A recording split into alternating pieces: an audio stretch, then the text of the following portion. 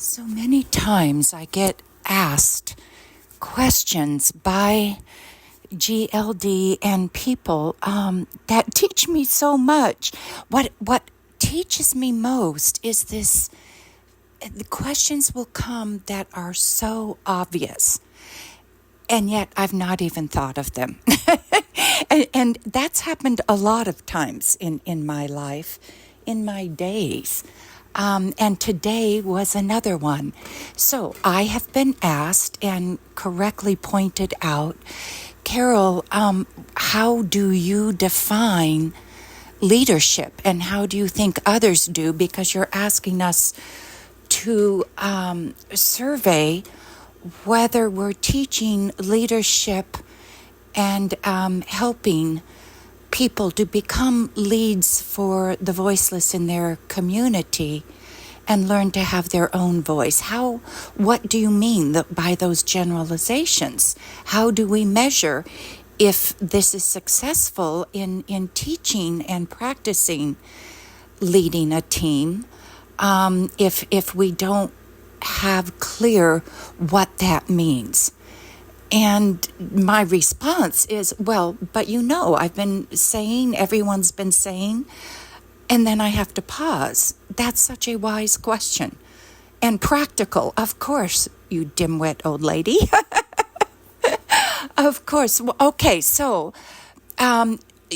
what is your definition, Carol? I don't have a pre-written definition, but I can tell you from my heart, personally, what it means to me.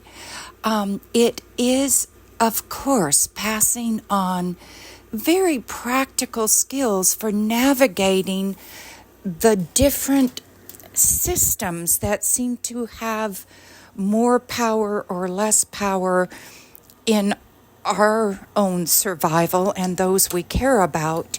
There are systems like languages that, if we learn, help us to navigate and label us this way or that way and open doors for us and give us keys.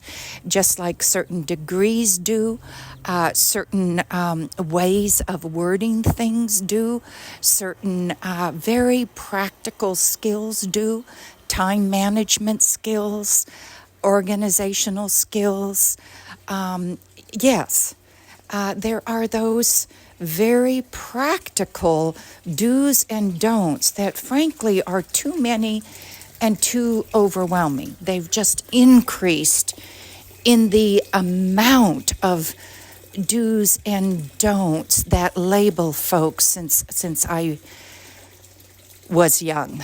But there's also another aspect to how to the practical, just in terms of money and survival and career and daily living, how to practically reach out, gather more people with particular skills for particular needs and track and organize them so you can show and prove and hopefully accomplish some of those areas where something's needed. Okay, practical, got it. But there's something else, and that's that quality of leadership that blossoms one's life instead of burning out, and an acceptance, an understanding and knowledge and acceptance of everyone having burnout days and burnout years, burnout times, that in any endeavor requiring leadership is inevitable, along with constant stretching and need to grow. And you can't be a leader without being humiliated by where you need to grow before you realize you need to grow. Because if you're leading, you're out there and it shows. And there is an inner grace to that, and that brings me to what is a leader. And the type of leadership that I think feeds our soil and nurtures this world is the leaders that don't need to be up front, that will be up front if they need to be, not afraid if it humiliates them because of lack of what they know, and at the same time don't need to be in front in order to help those who are voiceless have a voice. Those who are fine with being transparent, with being the quiet wind, unseen, almost unfelt, and gathering such joy from watching others find their voice and feel like this big, scary world is also their place and their home, and that their uniqueness and everything wrong with them is also what is right about them. So the irony is that to share in those skills that have been shared with me, and I'm so blessed for, by so many of our world leaders and neighborhood and block leaders and family, is also equally sharing in improving not just those skills, but one's level of happiness. Yes, the practical skills for dealing with the hard work and inevitable pains and challenges and exhaustion that life is by its definition. Of course, yes, but also equally and just as important, the joy in the moments of quiet, of just being, not being anything, not being something, just being, just feeling the air, feeling the thoughts flowing all over, feeling the leaves movement in the gentle wind. Those moments of just being that bring that very subtle, quiet joy. That also is important to me because that's where our connection is. People have asked me before, how does one learn compassion? You don't learn compassion. It is something you automatically feel when you're able to feel it for yourself. It's something that when you are able to pause and rest in exactly who you are, instead of striving to be better and better, or have to be a leader, or have to be that just delicious joy in just being, that blessed joy of just being uniquely who you are and resting in that. Inside that, in its most subtle, quiet level, is that natural beingness that's connected to everything. It's there. You can't not be. And from that place of joy comes this delicious yearning that is the deepest joy that exists when you're able to experience others' joy. It means having to deal with others' pain also, and we don't always have room for that, and we need to create and protect boundaries because that ability to feel others' joy is also feeling their pain, and that's the burnout. That's some of the more practical skills we discuss and go through. But equal to that depth is the depth of joy, fulfillment, that deep level of contentment that comes in this work, that quieter, subtle river that flows. That element of leadership that comes from the joy of seeing plants, animals, and humans blossom.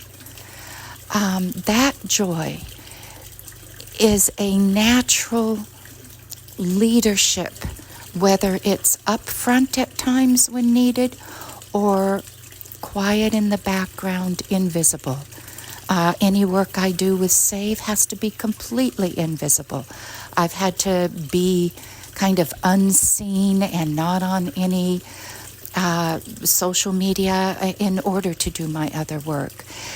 That type of leadership that follows the quiet joy, that follows that feeling so deep of just alive in the contentment of the moment, where we're connected, that doesn't have to be seen in order to be a part of, because we are a part of. In fact, I think we all know that those who are most insecure and sometimes the most abusive, those that are most insecure are those that most need to be seen. And those that are the most happy and secure just don't have that need to be seen. We all yearn to be thought well of and to be loved. We all do, and we all get thrown in the waves of massively disliked and the devil or wonderful angel and perfect, all those labels that are just junk and labels in the wind, dust in the wind. We all get caught of that. We wouldn't be human if we didn't get caught in that. But part of teaching leadership for me and learning it is entwined intimately, just as the pumping of blood into one's heart. It's combined intimately with being able to rest and let go of the story and rest in that eternal connection feeling that is so subtle, that is just simply in resting, just that quiet joy in being. That is fundamental.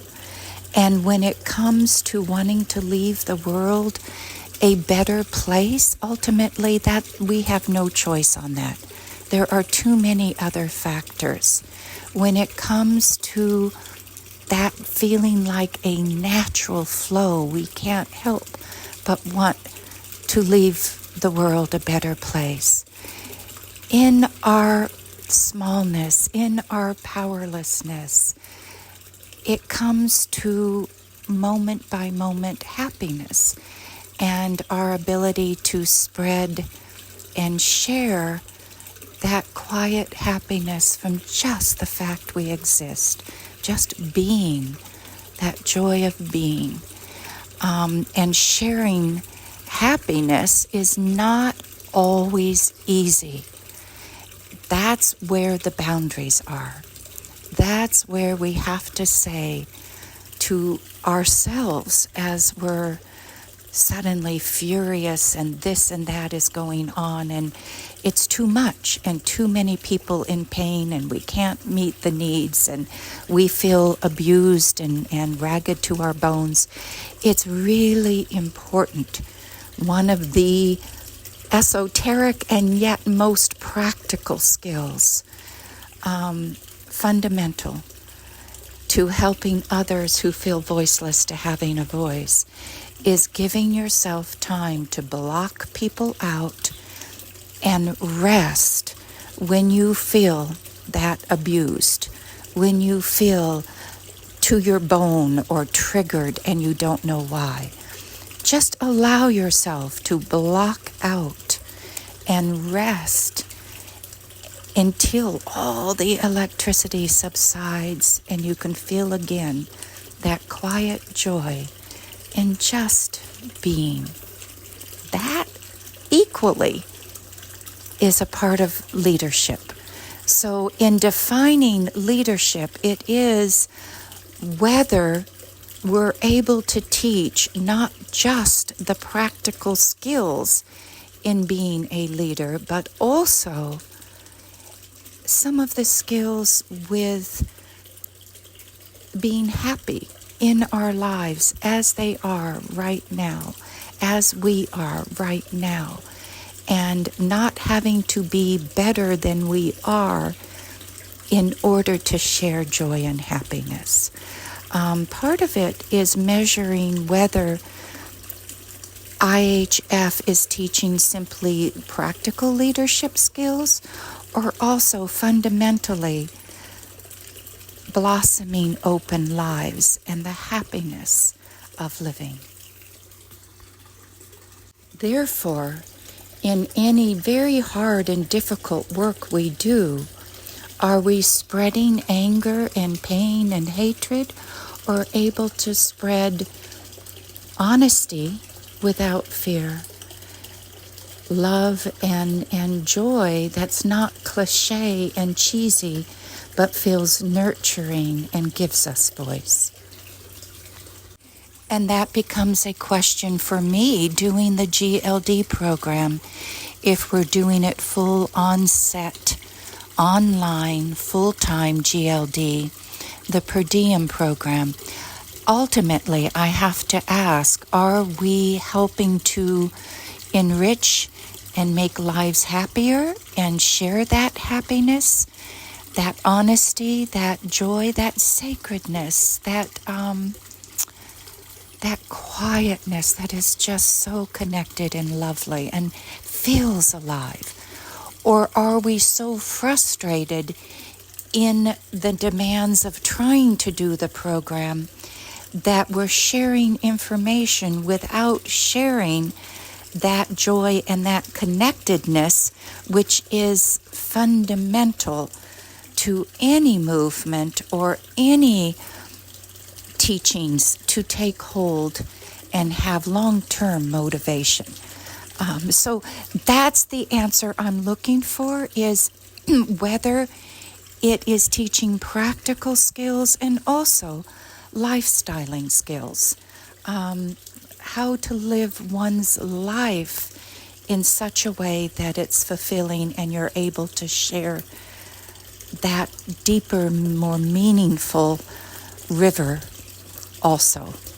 Or if in teaching the practical skills you find yourself not learning life skills that increase the quality of life, not just physically, but also internally. And between people, and in how you relate to people around you.